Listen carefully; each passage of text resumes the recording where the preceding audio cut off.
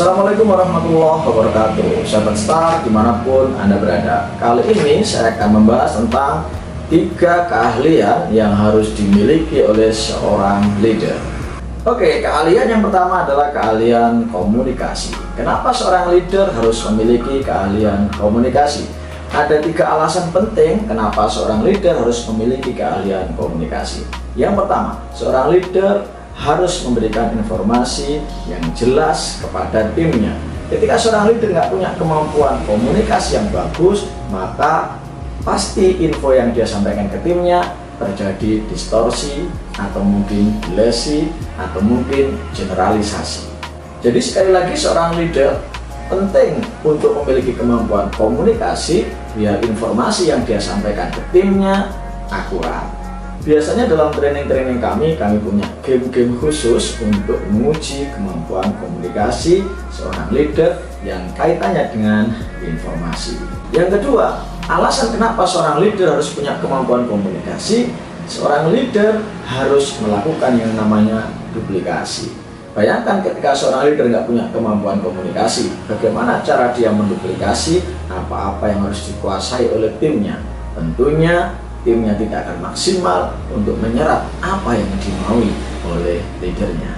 Dengan kemampuan komunikasi yang bagus, seorang leader akan memiliki percaya diri dan kemampuan untuk melakukan publikasi dengan sangat baik. Dan alasan yang ketiga, kenapa seorang leader harus punya kemampuan komunikasi, karena seorang leader harus memiliki kemampuan untuk memotivasi. Bayangkan ketika seorang leader tidak punya kemampuan komunikasi, bagaimana dia menggerakkan timnya, bagaimana dia memotivasi timnya, bagaimana kemudian dia memberikan kalimat-kalimat terbaik untuk menjadikan timnya agar bergerak lebih semangat, lebih produktif, dan lebih berdaya guna. Biasanya dalam workshop kami yang berjudul Public Speaker for Leader, kami ajarkan bagaimana cara memotivasi tim di bawahnya, bagaimana menemukan hot buttonnya, dan bagaimana kemudian memilih kata-kata yang sesuai untuk memotivasi tim yang ada di dalam kendalinya. Keahlian yang kedua yang harus dimiliki seorang leader adalah keahlian untuk mengelola feedback. Sahabat sekalian, tidak ada leader yang sempurna, tidak ada manusia yang sempurna. Al-insan mahalul khata' wa nisyan, manusia tempat salah dan lupa. Maka seorang leader harus punya kemampuan rendah hati untuk mengelola feedback. Kenapa demikian? Karena seseorang perlu melakukan yang namanya introspeksi. Orang Jawa bilang, kita nggak bisa ngerayai jito edewe, kita nggak bisa melihat tengkuk kita sendiri. Kalau dalam dunia coaching dikatakan everyone have a blank spot. Setiap orang punya titik gelap, setiap orang punya titik blank atas dirinya. Maka dia selalu memerlukan orang lain untuk memberi feedback padanya. Maka seorang pemimpin yang hebat justru pemimpin yang rindu feedback, bukan yang alergi feedback. Apa manfaat dari feedback? Yang pertama adalah supaya kita introspeksi. Sahabat sekalian, Fir'aun itu seringkali dibilang menjadi seakan-akan seperti Tuhan karena tidak ada satupun orang di sekitarnya yang berani memberi feedback kepadanya. Dan Fir'aun pun tidak suka untuk mendapatkan feedback. Maka pada puncak kejayaannya, Tuhanlah yang ngasih feedback pada Fir'aun dengan cara ditenggelamkannya Fir'aun di lautan. Maka sekali lagi, sebagai seorang leader, Anda harus punya kemampuan untuk mengelola feedback. Anda harus rendah hati untuk mau menerima feedback. Dan sekali lagi, tujuan feedback ada 3. Yang pertama, introspeksi. Dengan feedback, Anda akan tahu Anda punya kekurangan di mana.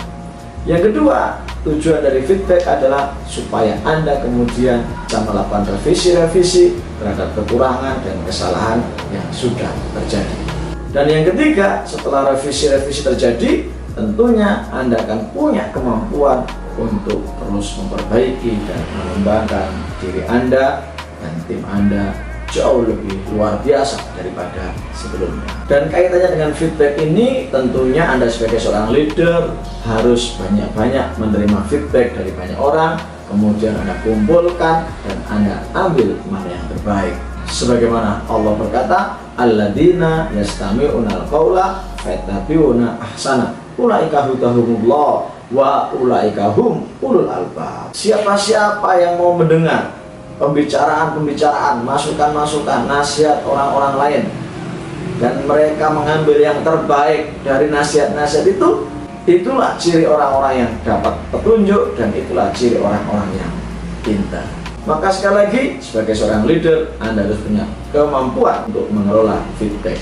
Anda harus punya kemauan untuk menerima feedback. Anda harus tetap rendah hati untuk menyadari bahwa di atas langit masih ada langit. Dan yang ketiga, keahlian yang harus dimiliki seorang leader adalah terus belajar. Ada 3 alasan kenapa kita harus terus belajar. Yang pertama, hanya dengan belajar kita akan semakin bersinar.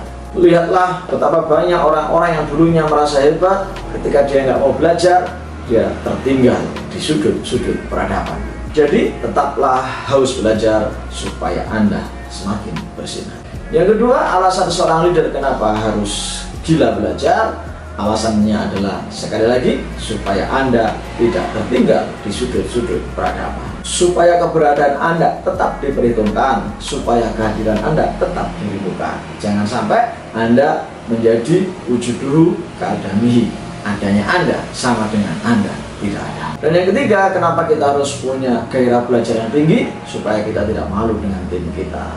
Tentunya sebagai seorang leader, Anda tidak harus belajar sedetail tim Anda, tapi minimal Anda paham apa yang dikerjakan tim Anda, sehingga ketika suatu saat ada yang tidak baik, ada yang tidak pas, ada yang tidak sesuai di tim Anda pun bisa segera tahu dan kemudian membuat langkah-langkah antisipasi dan perbaikan. Demikianlah 3 keahlian yang harus dimiliki oleh seorang leader. Selamat mencoba dan sampai jumpa di puncak kesuksesan. Salam star. Assalamualaikum warahmatullahi wabarakatuh.